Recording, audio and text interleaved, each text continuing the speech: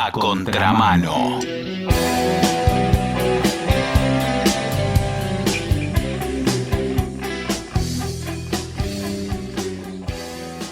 El dólar no para de subir, es una especie de signo trágico que parecemos tener los argentinos. A nosotros las explicaciones sin agente no nos gustan, nos parece que encierran alguna trampa. Es por eso que nos damos el gusto de hablar con alguien honesto que nos cuenta sus opiniones no comprometidas sobre estos fenómenos económicos tan graves que suelen suceder. Hace poco, después de las PASO, hubo una subida de dólar meteórica y bueno, y queremos saber cuáles son esas razones por las cuales el dólar sube y sube y sube.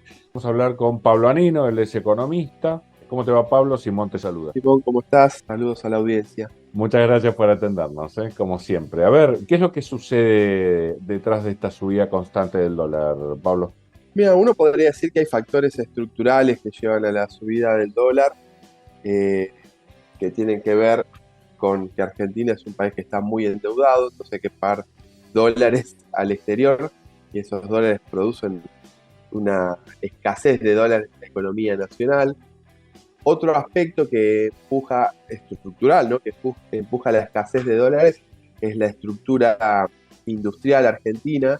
Es una estructura que para su funcionamiento demanda dólares, por lo cual que para sostener el ritmo de crecimiento en general de la economía y en particular de la industria, se necesitan dólares y entonces cuando se necesitan muchos dólares para sostener el crecimiento, ese es otro factor que opera sobre la escasez de dólares.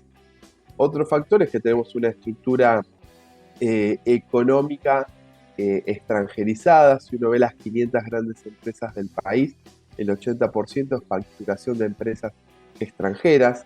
Esas empresas, cuando hacen sus balances, calculan su ganancia, después quieren dolarizar la ganancia y llevarla a sus casas centrales.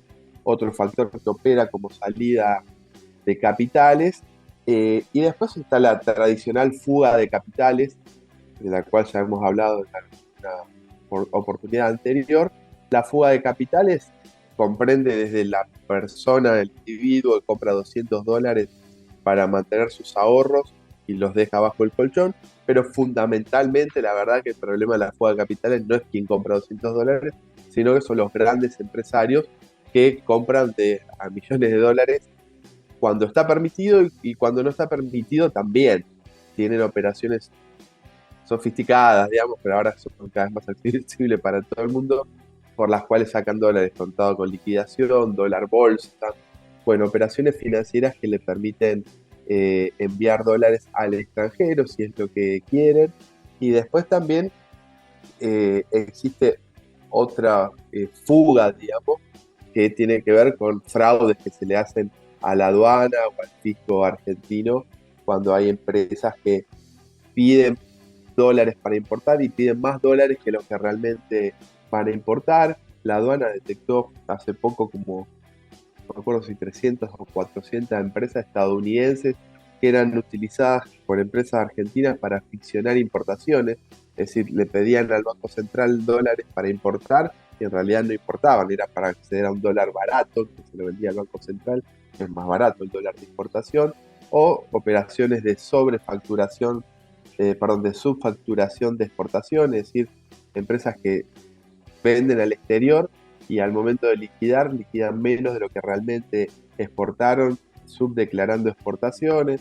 ¿Qué hizo la aduana ante esa matufia encontrada? No, bueno, iba a iniciar acciones primero para recuperar pierde recaudación al mismo tiempo, pero también para revertir esas operaciones vía la justicia.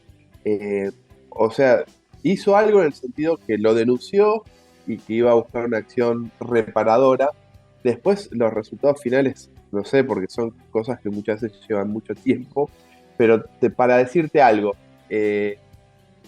detectó la aduana en el año 2019, creo 2020, era lo contrario, operaciones de subdeclaración de exportaciones de litio de la empresa Livent, que es una empresa norteamericana, que ahora se fusionó con otra empresa internacional que no recuerdo del capital, de qué capital es. Liven extrae litio en Argentina, que es uno de los principales recursos mineros del futuro por el tema de las baterías, lo que se discute, ¿no? El futuro del litio, etcétera. Bueno, esa empresa subdeclara, dice que exporta a Estados Unidos 5.000 y en realidad exportó 10.000 o 15.000 o 20.000. Bueno, en esa ocasión la aduana hizo acciones legales.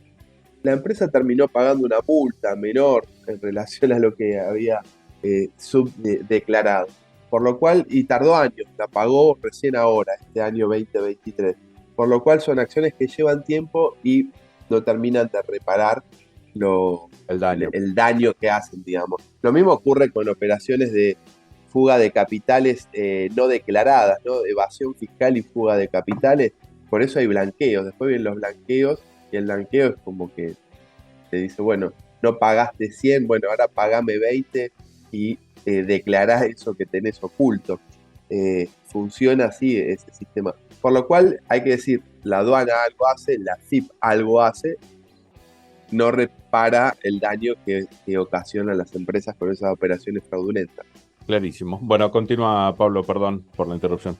Entonces hay factores estructurales, uno puede decir la deuda externa, la estructura industrial argentina, una estructura económica más general extranjerizada, la fuga de capitales legal, digamos, donde están los chiquitos, que no es lo más importante, pero están sobre todo los grandes, llevan dólares al exterior, y después está la fuga ilegal, ya sea mediante la evasión impositiva y el envío de dólares al exterior, a guaridas fiscales, etcétera, o mediante la subdeclaración de exportaciones o sobre declaración de importaciones, o mediante el pago de deudas ficticias que hacen algunas empresas con sus casas centrales. Por ejemplo, una empresa, digo un ejemplo arbitrario que no es necesariamente real, una empresa Ford puede decir, bueno, necesito pagarle a Ford en Estados Unidos una deuda que le pedí de 400 millones de dólares, y el Banco Central, bueno, analiza y le da los 400 millones de dólares.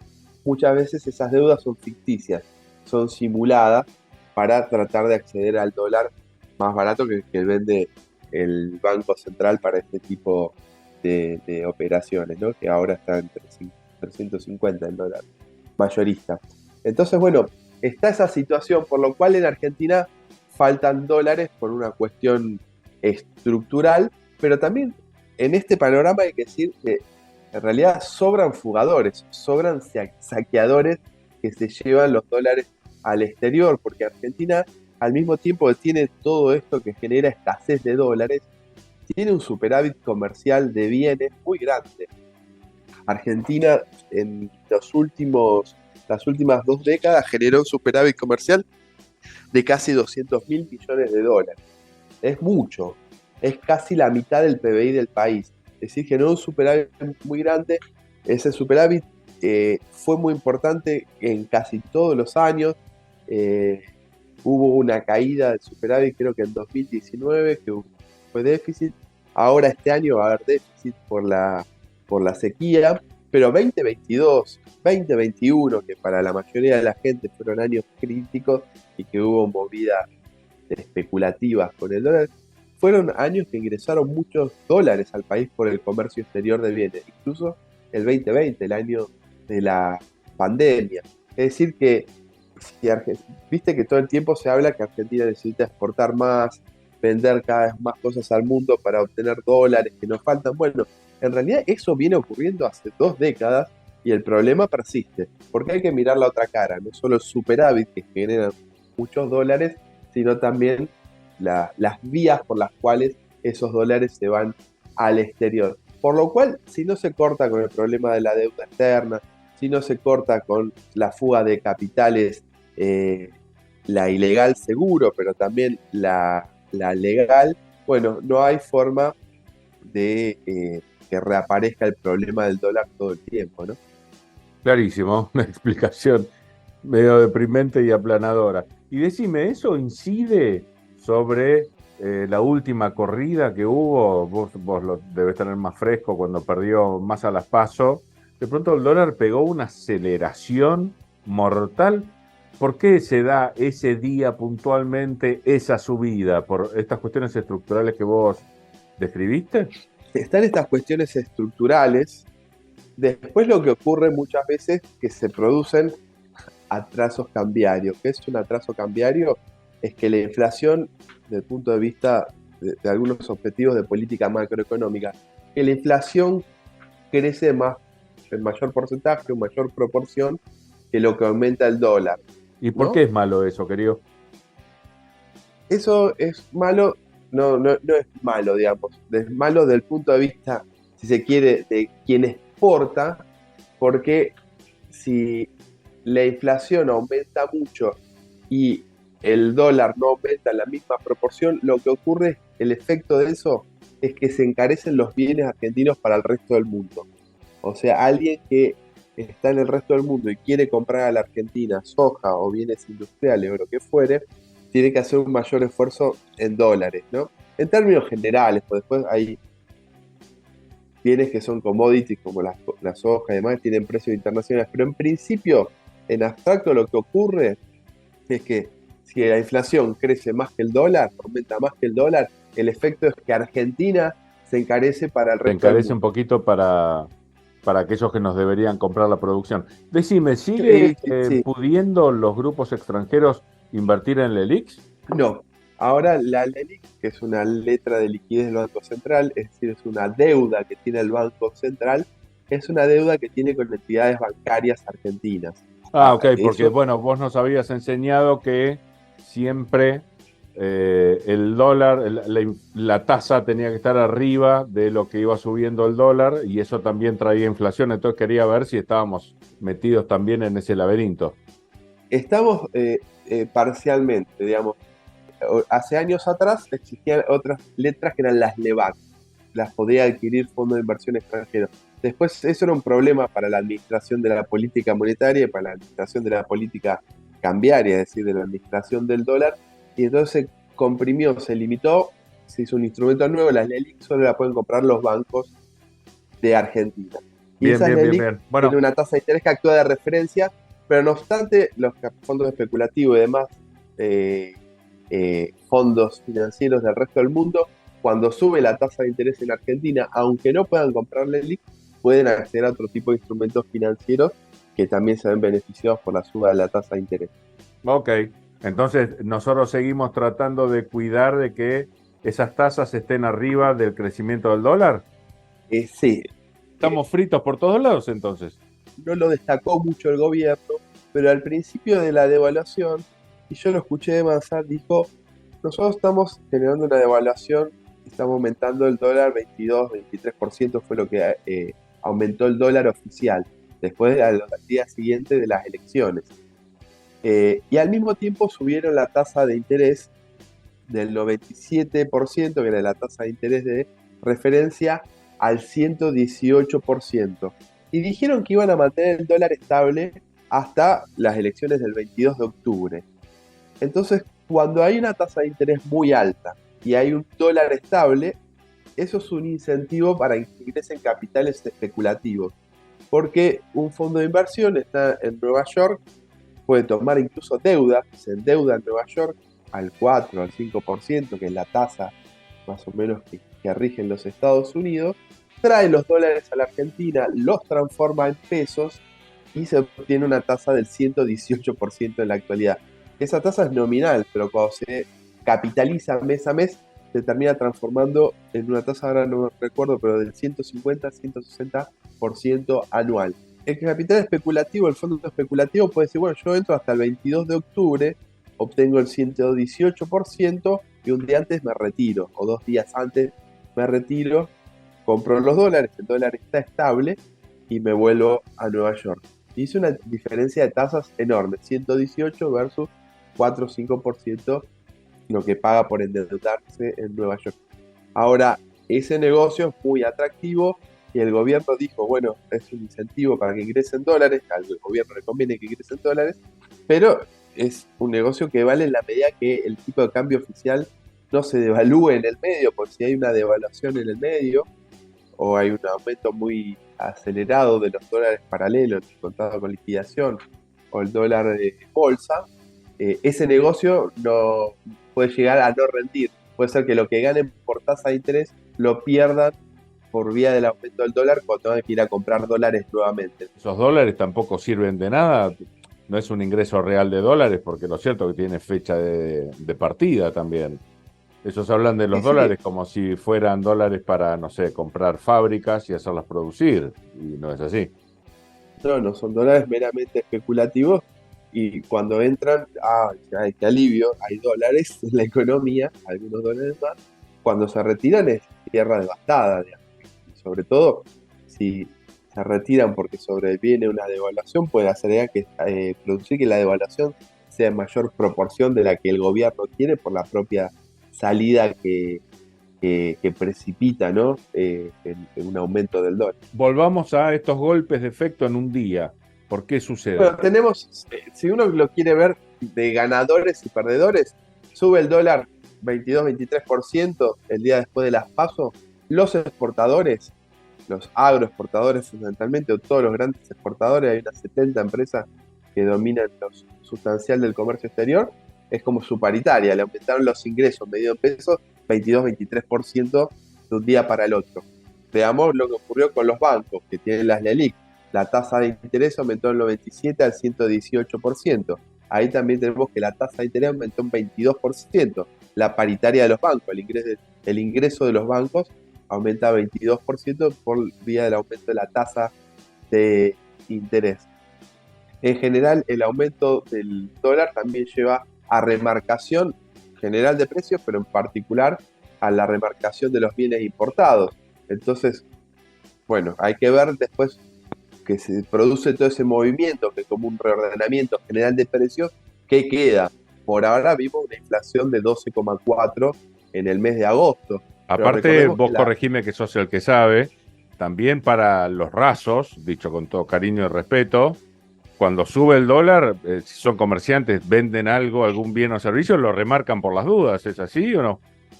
sí, eso ocurre incluso se guardan los productos hasta que aclare y después los vuelven a poner en venta. Y si no hacen eso, remarcan por las dudas. Sí, produce una, una serie de conductas defensivas frente a la posibilidad de que, bueno, uno venda un producto a un precio calculado en dólar y después cuando lo tenga que reponer, no le alcancen los pesos para reponerlo porque aumentó el dólar. Eso también ocurre, remarcaciones preventivas, ¿no?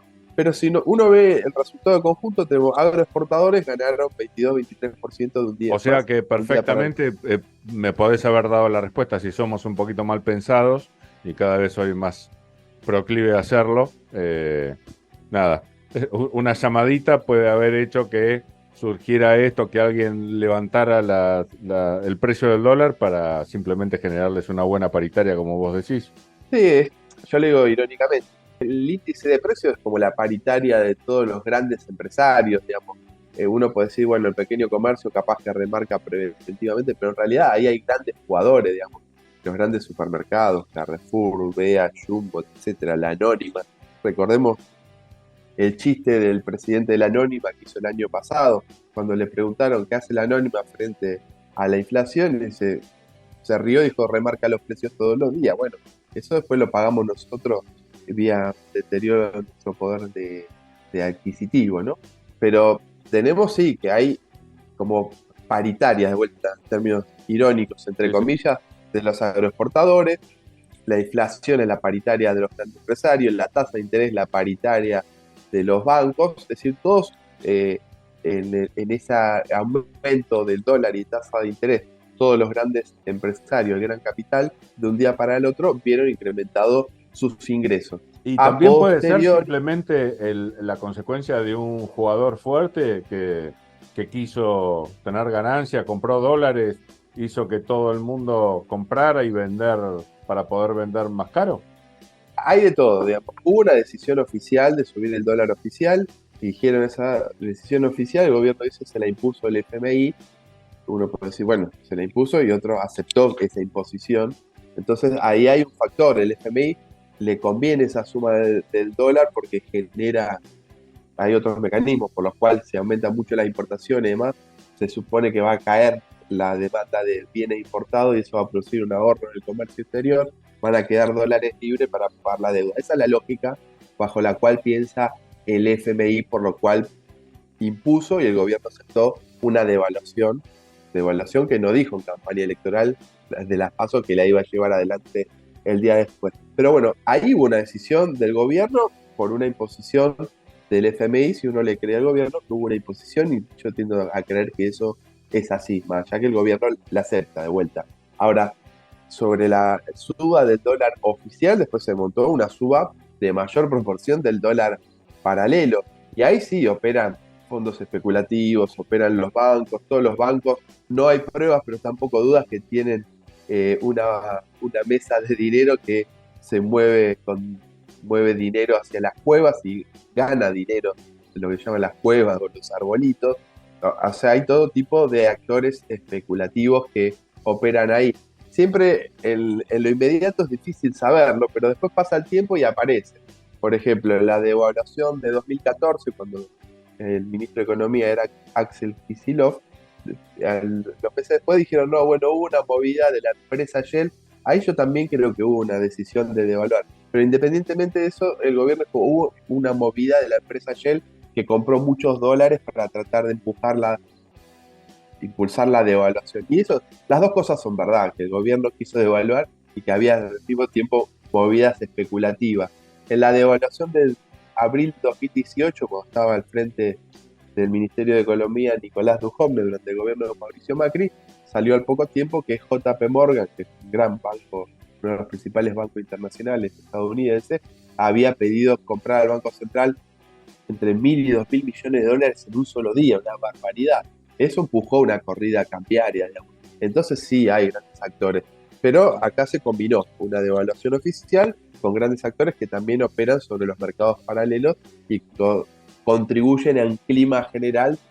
Cuando no hay componenda entre el gobierno y estos grandes jugadores que hacen lo que hacen, ¿verdad? Asimismo, eso también. El que tiene la firma cobra por firmar. Están los que tienen la firma y después están los grandes, por ejemplo, los grandes exportadores del agro. Cargill, Bunge, Dreyfus, COFCO. Son grandes aglomerados internacionales que dominan el puerto de Rosario, etcétera, los puertos de Rosario, y tienen una suerte de oligopolio, es decir, unos pocos empresas que dominan el comercio exterior de granos de la Argentina. Esos todo el tiempo piden una devaluación, entonces el gobierno convalida eso también, firma después, como decís vos, la devaluación. Nunca es explícito que dijo, bueno, me lo pidió COFCO, Bunge, puede ser que se lo hayan pedido y hasta el gobierno haya resistido ese pedido, pero en algún momento, bueno, decide que no tiene más espalda y devalúa. No sabemos los mecanismos precisos, los reclamos precisos, sí sabemos que hay grandes actores que operan, digamos, que operan por una devaluación. Bueno, devastador como el efecto de estas exportadoras de grano. Cuando uno lo piensa así y ve grandes actores, que me gustó lo que dijiste vos en la introducción, que no son como fenómenos naturales que sube el dólar, sino que hay decisiones, hay actores que operan para presionar o que toman las decisiones, uno lo ve y es preocupante. Pero bueno, también eso, visualizar eso, diagnosticarlo, discutirlo, también permite pensar alternativas, ¿no? De cómo sería el monopolio estatal de comercio exterior para quitarse la presión permanente de los agroexportadores, o cómo sería una banca nacionalizada para sacarle ese instrumento de especulación que tienen hoy los bancos privados. Bueno, se abre una discusión interesante. Tan interesante como estas charlas. Es realmente bárbaro escucharte, se aprende un montón. ¿Querés cerrarla con algo que no haya salido? Intenté graficar, no sé si lo logré, como los factores estructurales generales, los factores inmediatos de la última devaluación posterior a las elecciones. Lo único que diría, no para especular, sino estemos atentos al día posterior del 22 de octubre, porque no sabemos qué se pactó con el Fondo Monetario Internacional, porque la presión devaluatoria sigue operando en la Argentina. Aprendernos que tengamos nuevos episodios. me interesa testear razonamientos míos del ego para no caer en el argentinismo. No somos los únicos que hablan sin saber en el mundo, ojalá fuéramos, pero no lo somos. Pero yo siempre trato de decir la menor cantidad de pavadas posibles. Lo que pasa es que muchas veces unir información suena a conspiranoico, cuando en realidad es lo que está sucediendo. Cuando termina un balotaje, cuando termina una elección, ¿no hay también un clima propicio para que los que iban a hacer una operación especulativa simplemente para ganar plata, la hagan? Porque todo el medio, periodistas, gente, qué sé yo, suponen que el resultado trajo eso. Entonces ellos aprovechan y hacen su negocio ese día. ¿Es posible que suceda? Sí, cuando hay más inestabilidad política, hay menor posibilidad de que un gobierno, por su debilidad, gestione una crisis, pueda tomar el comando de las variables principales de la economía, hay más posibilidad de que en un clima, si se quiere, inestable, haya grandes actores que operen y termine construyéndose una profecía autocumplida, ¿no? Claro, Aquellos porque que digo, todo presupone que va a ocurrir, ocurre, pero lo terminan empujando los que tienen muchos dólares, no los que tenemos poquitos. Yo no tengo ninguno, pero no los que tienen totalmente, sabés pequeño ahorro. que en algún momento esto lo tendría que testear, pero lo leí hace mucho tiempo como cierto. Parece que al hijo de Nostradamus lo metieron preso porque él había predicho un incendio y lo encontraron esa noche incendiando la ciudad. Esto se parece bastante. Sea cierta o no esta anécdota, me parece que grafica bastante bien lo que muchas veces sucede. Sí. Bueno, querido Pablo, muchas gracias por esta charla, como todas las otras que nos das, como nos enseñas, y habrá muchas más si tenés ganas en el futuro. Bueno, como siempre decimos muchas gracias también por el tiempo y la paciencia, porque está bueno tener espacios donde hablar sin apuro y tratar de configurar una explicación. Así que, como siempre, muy agradecido y un abrazo grande. Un abrazo muy grande.